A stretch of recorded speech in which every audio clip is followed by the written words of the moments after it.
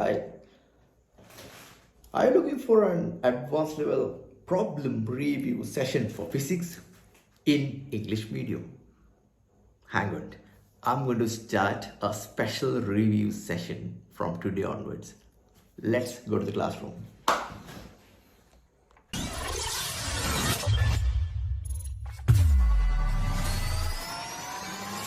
The first selected lesson is surface tension. Out of some really interesting, great questions, I'm going to go for the 1994 MCQ problem. The reference diagram is already here on the board for my favor. Let's try to solve this problem. Right, problem is, a soap bubble is formed at one end of a vertical capillary tube which contains a liquid column as shown in the figure. Which of the following graphs best represents the variation of the pressure capital P from O to A along the direction of OA? Right, let's start from this point. Imagine, let's take the pressure at this point is equal to the atmospheric pressure. Yes, that's true. That's a true fact. And here pressure is equal to the atmospheric pressure. Let's take that atmospheric pressure as capital P. And it should be equal to the pressure at this point, since there is no other influence on any other factor. So therefore here pressure also must be capital P.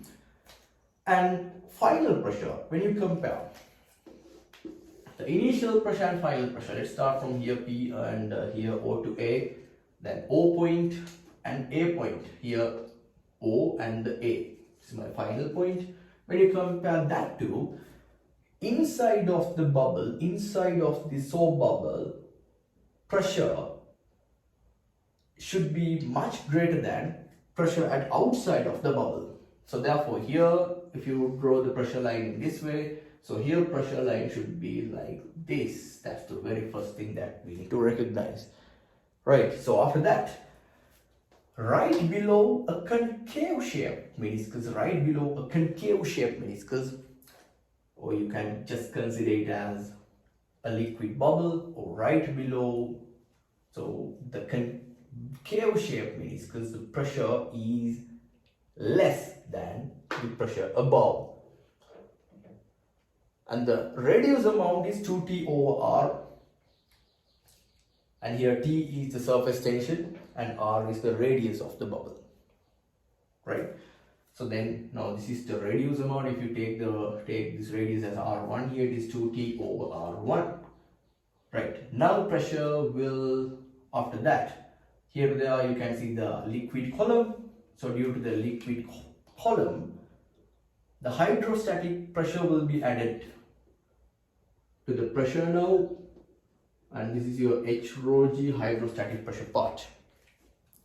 After that again, there is a convex, so it has to pass through a convex shaped meniscus now. When it passes through a convex shaped meniscus, guys, the pressure will increase. The increase amount is again equal to this 2T over R.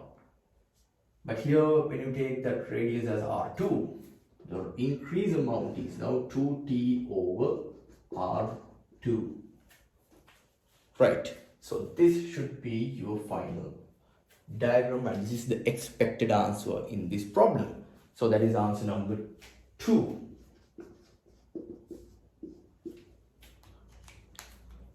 Thank you very much.